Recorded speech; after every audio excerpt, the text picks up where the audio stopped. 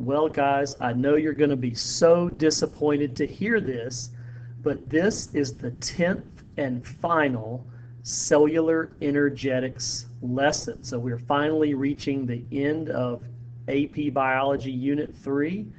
This is the fourth and final lesson on photosynthesis. Today we are covering pages 175 and 176 in the Campbell Biology in Focus textbook. And as you can see, our focus today is alternative mechanisms of carbon fixation. Okay, so let's get started. So the first thing that you need to realize is that every plant on Earth has a C3 pathway. The C3 pathway, that's just another name for the Calvin cycle. And as you have learned, the Calvin cycle's job is to take carbon dioxide from the atmosphere and to fix that carbon, to convert that carbon into a usable sugar molecule that the plant can use for food. So every plant on Earth has a C3 pathway, and most plants on Earth are what we call C3 plants, which means that the only carbon fixing pathway in that plant is the Calvin cycle. The C3 pathway, if that's the only pathway that the plant has to fix carbon, that is a C3 plant. So most plants are C3 plants. And in the C3 pathway, as I said, carbon is fixed by the enzyme rubisco, and that occurs when carbon dioxide forms a chemical bond with RUBP. And remember, that initially makes a 6-carbon compound, but that 6-carbon compound is really unstable, and so it breaks in half to make 3-carbon molecules called phosphoglycerate, or PGA.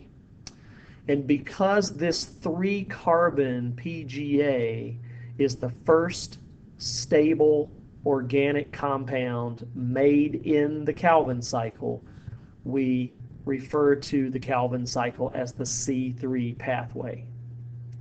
Now, there is a weakness, there is a flaw, you might say, an evolutionary relic. And we've discussed this before. The enzyme rubisco is a bad husband. It's supposed to only have eyes for carbon dioxide, but it will stray if it faces temptation. Rubisco has an affinity for oxygen, and if it is given the option, it will sometimes bind with oxygen instead of carbon dioxide. That is bad for the plant. That is called photorespiration. Again, photorespiration is when RUBP forms a bond with oxygen because the enzyme rubisco is grabbing the wrong molecule.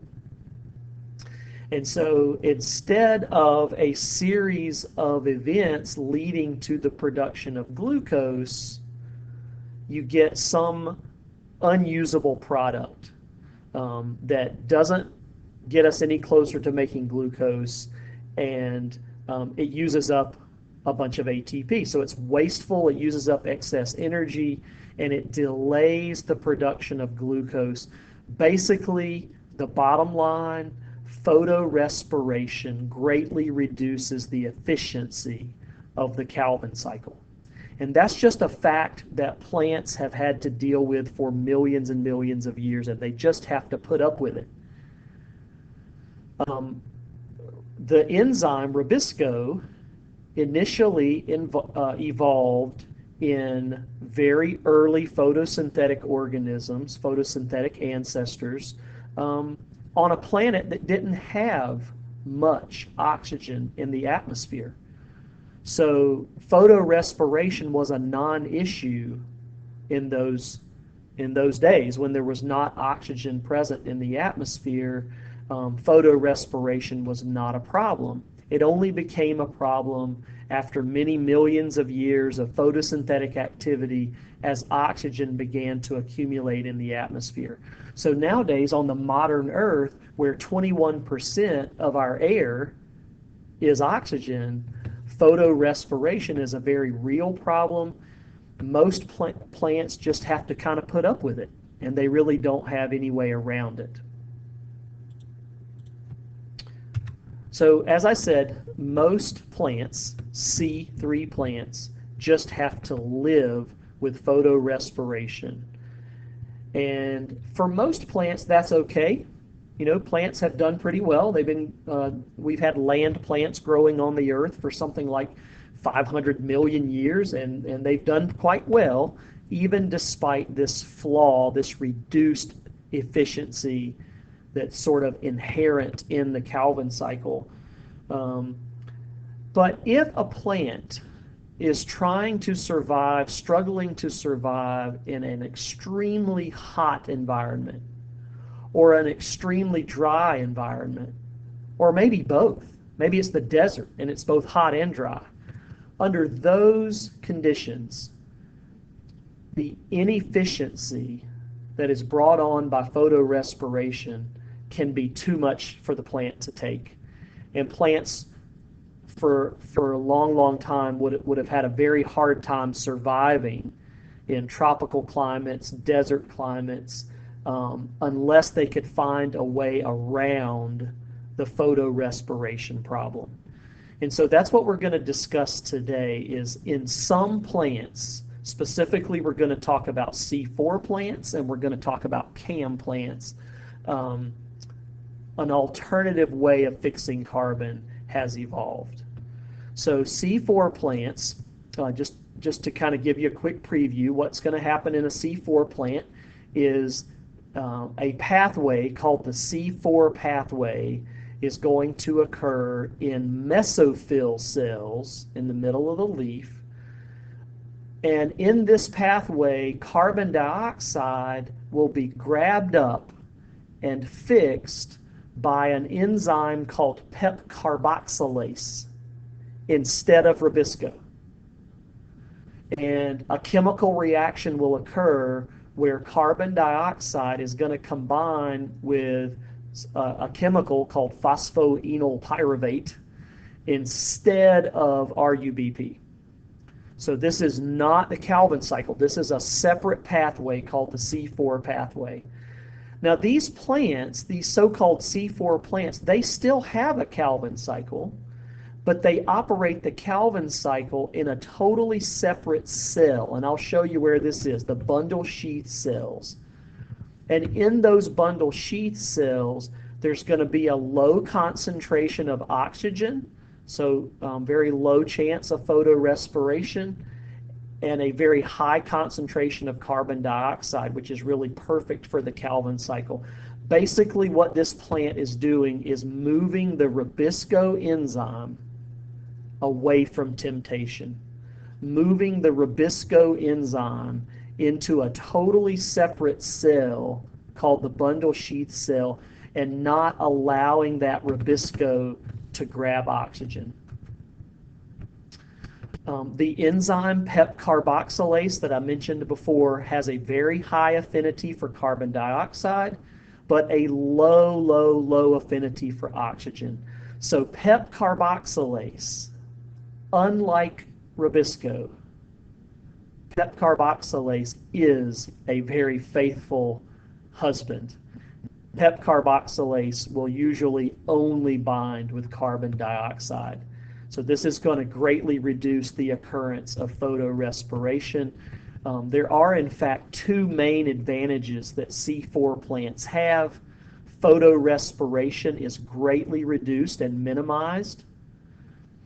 That increases the efficiency of the Calvin cycle, which means these plants, these C4 plants, are going to do photosynthesis so efficiently that they can close their stomata. Basically, they can shut down their photosynthetic process very frequently, much more often than a typical plant could do. And by closing the stomata more often, of course, that's going to reduce water loss, which is really important if you're struggling to survive in a really hot climate or a really dry climate or a climate that is both hot and dry. Okay, so before we talk more specifically about what C4 plants do, here's some examples. So a lot of these are plants you've heard of. So corn, and the close cousin of corn, which is called maize. It's kind of a South American version of corn. Those plants are C4 plants. Some turf grasses, like what you would have growing in your lawn, are C4 plants. Now, not all lawn grasses or turf grasses are C4, but the ones that survive really well in hot, dry, like Moore County summers, like centipede grass is a really popular turf grass around here. That's what we have. That's what I have in my lawn. And then a lot of folks around here have Bermuda. Bermuda is also really popular on golf courses because it does hold up to the heat. And we all know how hot Moore County summers can be. So warm season turf grasses that really are drought tolerant are C4 plants, and sugarcane. Those are all good examples of C4 plants. So here we're looking at the leaf structure of a C4 plant, and it's not all that different from any other leaf. We went over the anatomy of leaves several lessons ago. So we talked about the upper epidermis and the mesophyll, and then the bundle sheath cells, which wrap around the vein, and then lower epidermis down at the bottom. And we know we have stomata, which are the openings that allow the carbon dioxide to get in. So it's a pretty typical leaf anatomy. But notice what they've done right here. We're zoomed in so we can see a little bit of this mesophyll cell, and we can see this bundle sheath cell. Again, the bundle sheath cells are the cells that form a sheath or a protective coating around the vein. And normally in most plants, in a typical C3 plant, remember that's what most plants are, C3.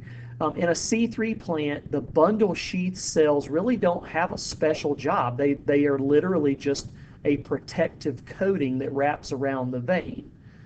But in this plant, in this C4 plant, maybe this is corn or maybe this is sugarcane, we're going to see that the bundle sheath cells have a very important role to play in photosynthesis.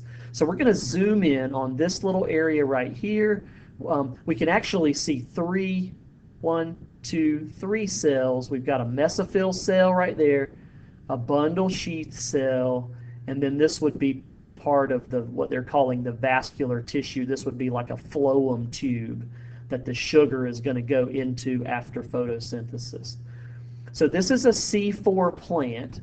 So that means it's still going to have a C3 pathway. Notice it still has a Calvin cycle like any other plant. But this C4 plant also has a separate pathway called the C4 pathway. That's why it's a C4 plant, because it has a C4 pathway.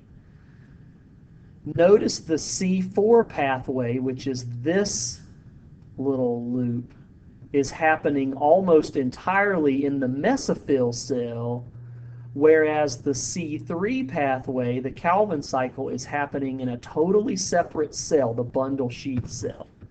So let's look at that C4 pathway. We have an enzyme right here called PEP carboxylase, not Rubisco. Remember, Rubisco would be right here at the top of the Calvin cycle. So this is a different enzyme called PEP carboxylase. And what it's going to do, it's going to grab carbon dioxide that's coming in, carbon dioxide coming in through the stomata and entering into the mesophyll. So in the mesophyll, that carbon dioxide is going to get picked up by the enzyme PEP carboxylase, and a chemical reaction is going to occur. So this one carbon CO2 molecule is going to form a bond with a 3-carbon compound called phosphoenolpyruvate, or you can just call it PEP. So PEP has 3 carbons. Carbon dioxide is going to add 1 more carbon, and so what does that make? It makes a 4-carbon compound. It's a 4-carbon acid, oxaloacetate. And if that sounds familiar, that's because we talked about oxaloacetate when we were learning about the Krebs cycle. It was one of the steps of the Krebs cycle, just kind of a coincidence. So the first stable product of the C4 pathway is a 4-carbon compound. By the way, that's why this is called the C4 pathway, because the first stable product has 4 carbons. So carbon has now been fixed, and you don't have to worry about PEP carboxylase accidentally grabbing oxygen, because it is a very, very good husband. It is a very, very faithful spouse. It only will grab carbon dioxide. Now, there's another step right here where the oxaloacetate is transformed into another 4-carbon compound called malate, or malic acid. Both of these, by the way, are acids. Remember, anytime a word ends in ate, that's an acid. So we have a 4-carbon acid. Carbon from the air has been converted into an acid. That 4-carbon acid is going to pass from the mesophyll cell into the bundle sheath cell. How do you suppose it gets through here? What do we call these openings that allow materials to pass from one plant cell to another? Didn't we talk about that recently? Oh, you know what? Those are plasmodesmata. See the little holes? The little gaps in the cell wall? Those are plasmodesmata. And now you can see why plasmodesmata are so important. So at least this is one of the reasons why they're important. So malic acid, malate, passes through the plasmodesmata into the bundle sheath cell. And once it gets inside the bundle sheath cell, it's going to split. And one of the 4 carbons is going to come off as a gas, carbon dioxide. The other 3 carbons are going to turn into another acid called pyruvate. So let's review. So carbon dioxide formed a bond with PEP to make oxaloacetate. That chemical reaction right there was regulated by the enzyme PEP carboxylase. Oxalate changed into malate. All of this happening in the mesophyll. Malate diffuses through the plasmodesmata into the bundle sheath cell. So we're in a totally separate cell now. And that malate splits into carbon dioxide and pyruvate. Now the carbon dioxide is going to be fed directly into the Calvin cycle. Remember, Rubisco is sitting right here. What is Rubisco's job? To grab carbon dioxide and make PGA, which is going to get changed into BPGA, which is going to get changed into G3P. And after 3 turns of the Calvin cycle, a sugar comes out. That's a G3P molecule, which can then be converted into glucose or sucrose or some other sugar, and that is the final product of photosynthesis. Now, the beauty of this is this plant has figured out a way to keep the Rubisco enzyme in a separate cell from where most of the photosynthetic activity is occurring. We're keeping Rubisco sequestered in this separate cell, this bundle sheath cell, and we're feeding carbon dioxide directly to it. We're not giving Rubisco the option of grabbing oxygen. There's not as much oxygen typically in a bundle sheath cell as there is in a mesophyll cell. So it's a pretty good bet that photorespiration is not going to occur. I'm not going to say it never happens in a C4 plant, but it's greatly reduced. because the C4 pathway is basically spoon feeding carbon dioxide directly to that Rubisco enzyme. Now remember, when carbon dioxide splinters off of malate, that still leaves this 3-carbon acid called pyruvate. So what's going to happen to that? Well, the pyruvate is going to get recycled back into PEP so that this whole process can repeat. But that final step, converting pyruvate back into PEP, notice that requires energy. That requires ATP to be used. Now we already know ATP is used to power the Calvin cycle. That hasn't changed. The Calvin cycle gets its energy from ATP and NADPH. So this is extra ATP that this plant is having to spend just to keep this C4 pathway turning. But hey, it's worth it. If you're trying to survive in a hot, dry climate, this is a way to make photosynthesis so much more efficient. By spoon feeding carbon dioxide directly to the Rubisco enzyme, you're greatly improving the efficiency of the Calvin cycle. So there's not going to be very many wasted turns of the Calvin cycle. That means this plant can make sugar very, very efficiently. So let's talk about advantages and disadvantages. There's 2 main advantages that C4 plants have over other plants.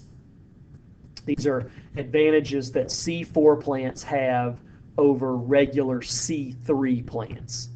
The first one we just talked about, photorespiration, is minimized because the enzyme that's being used to fix carbon, PEP carboxylase, only has an affinity for CO2. It does not grab oxygen by mistake.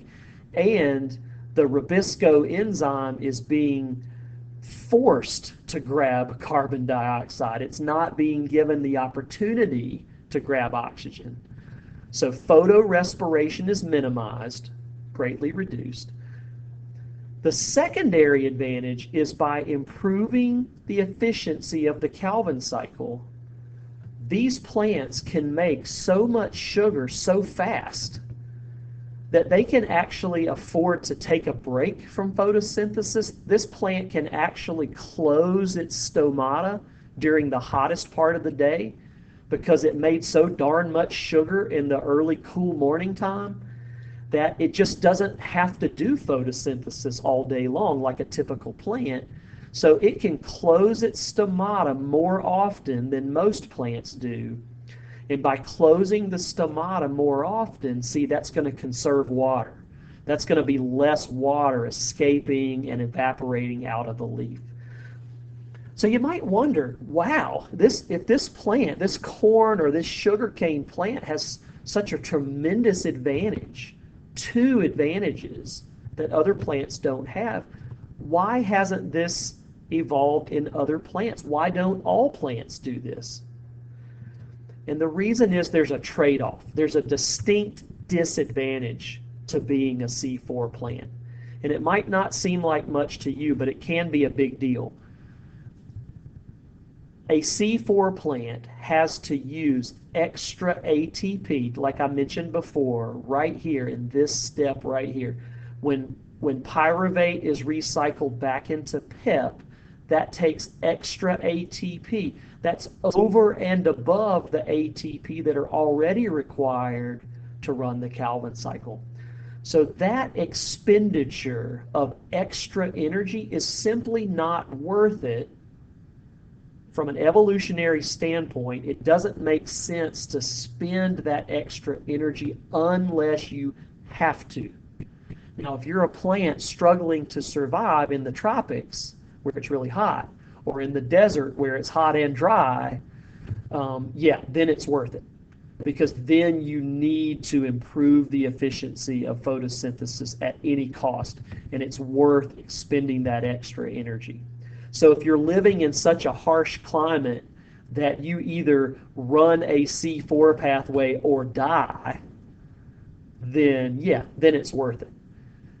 So again, this is a C4 plant.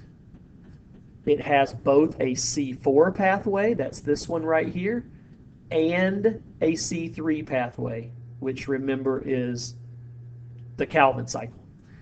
And it uses the Calvin cycle to make glucose, but it uses the C4 pathway to fix the carbon dioxide that's coming in from the atmosphere.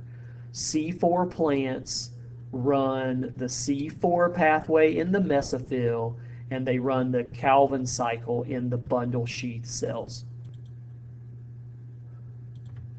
Okay, so let's talk now about another group of plants that have evolved kind of a nifty way of altering the way they do photosynthesis in order to survive in really, really harsh, hot or dry climates.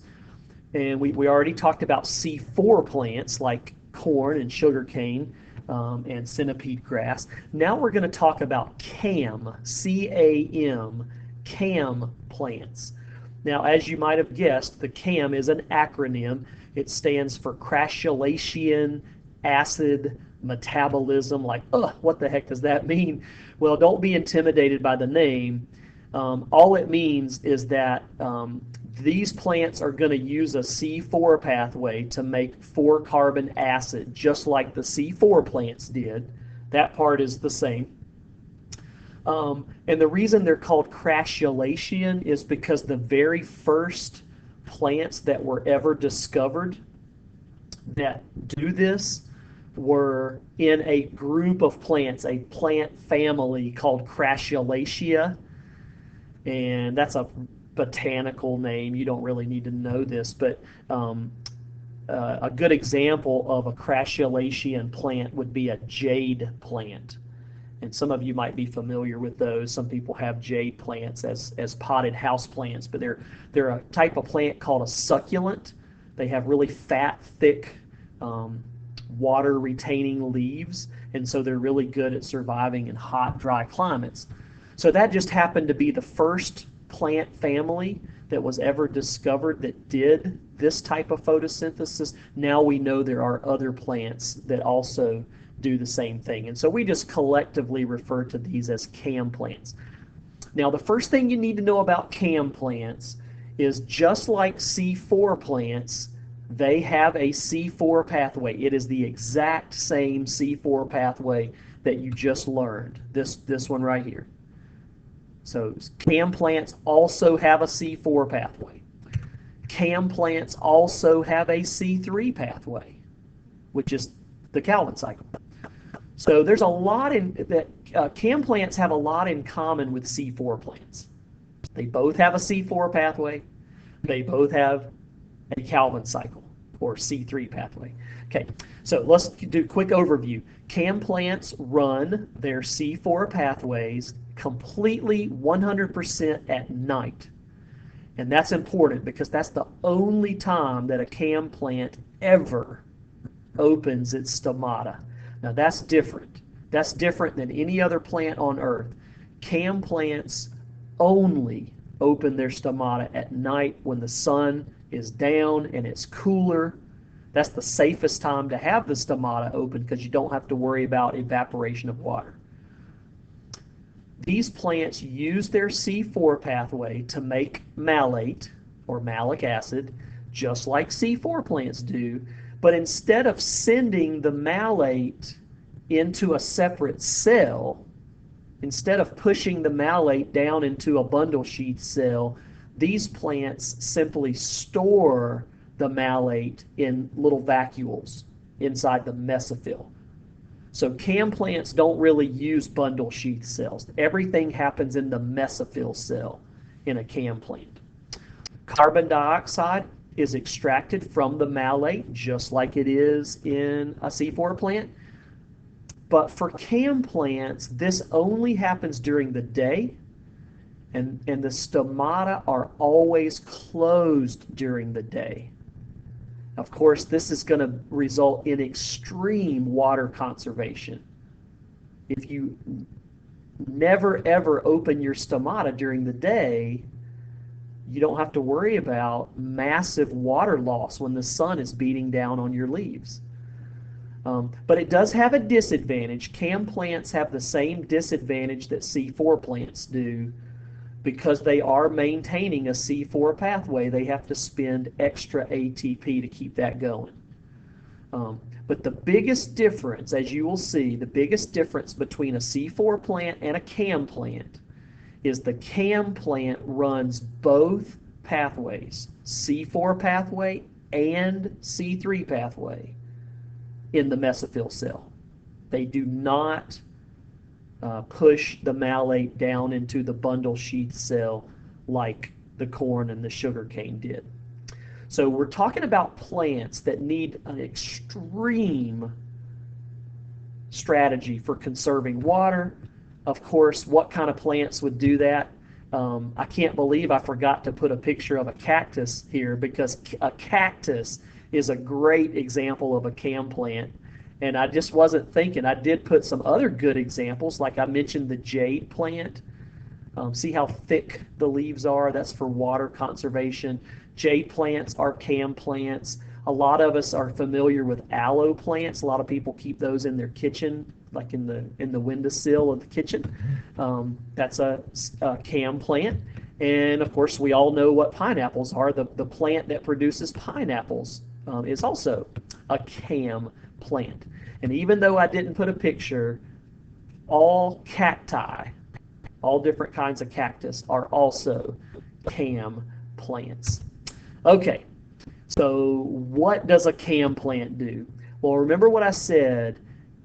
It runs a C4 pathway and it runs a C3 pathway, Calvin cycle, just like C4 plants do.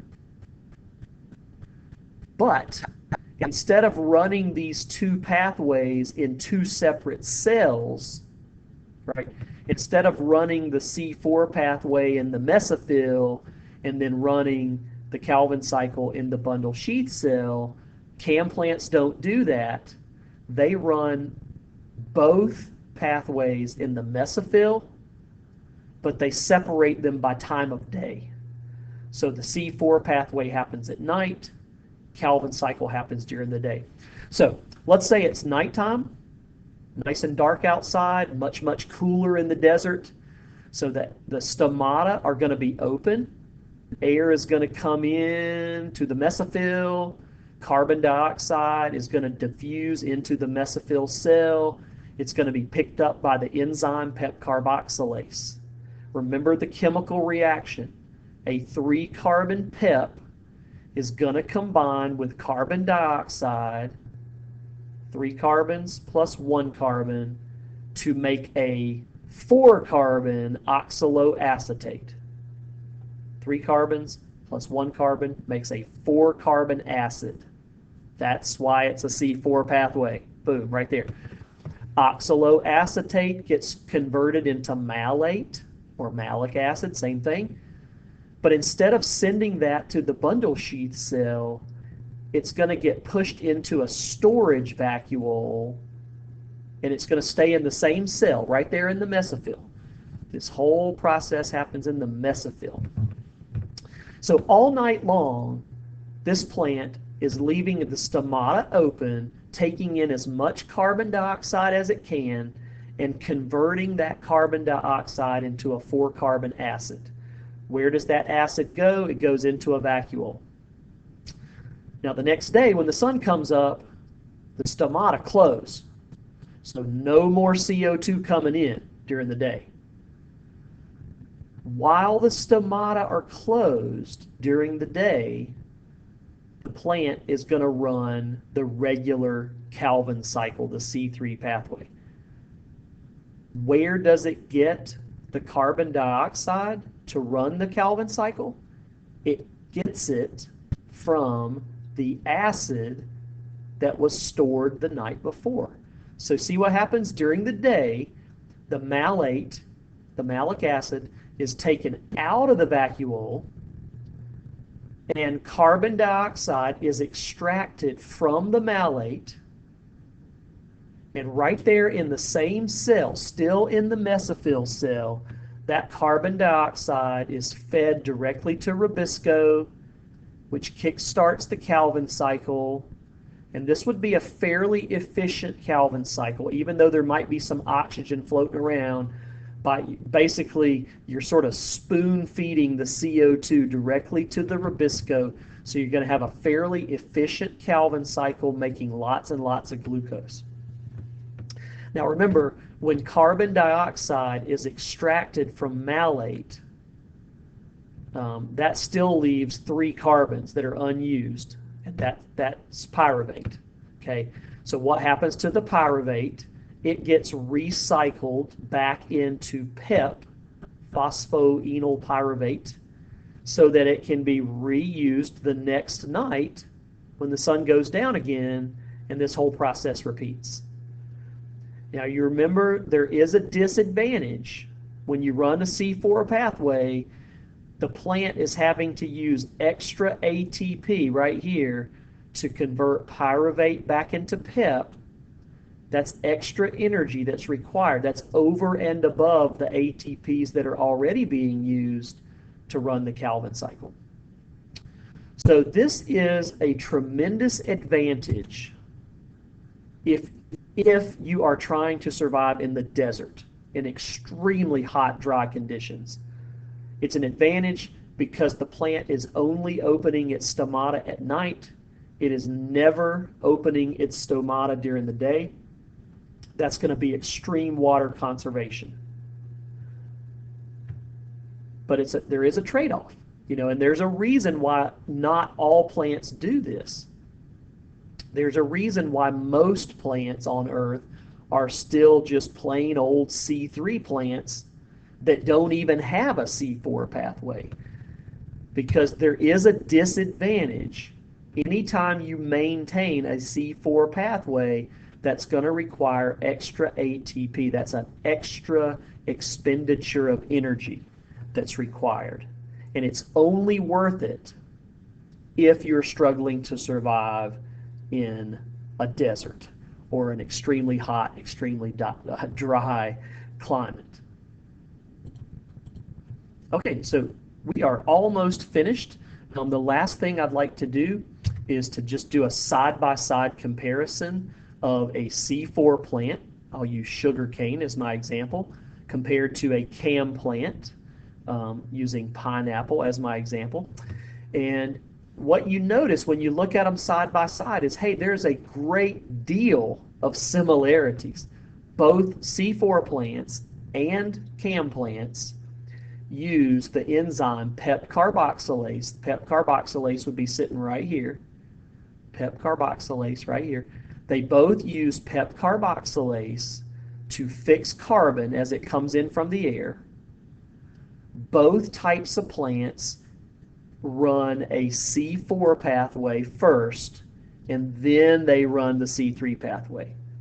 C4 pathway first to make a 4-carbon acid, then the C3 pathway. So the difference is where things are located. If we're talking about a C4 plant, corn, sugarcane, Bermuda grass, then the C4 pathway operates in the mesophyll, and the Calvin cycle happens in the bundle sheath cell. 2 separate cells. And the main goal is to reduce photorespiration and make that Calvin cycle super, super, super efficient by force feeding carbon dioxide to the rubisco enzyme. In the pineapple plant, which is a cam plant, there's a C4 pathway, there's a Calvin cycle, but they do not happen in separate cells, but rather they happen at different times of day. So remember, in a cam plant, both pathways happen in the mesophyll. They are separated by night and day, so the C4 pathway happens at night when the stomata are open and CO2 is coming in, and then during the day when the stomata are closed, the Calvin cycle receives carbon dioxide from the malate that was stored the night before, And that Calvin cycle runs during the day to make as much glucose as possible.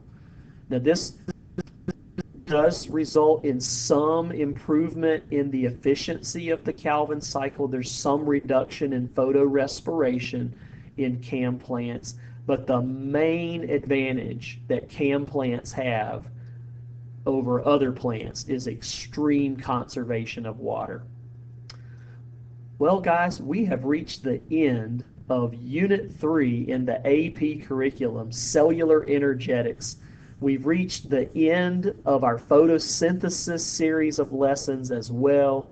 The only thing I haven't done yet is given you your extra credit phrase of the week, and so I'll do that now.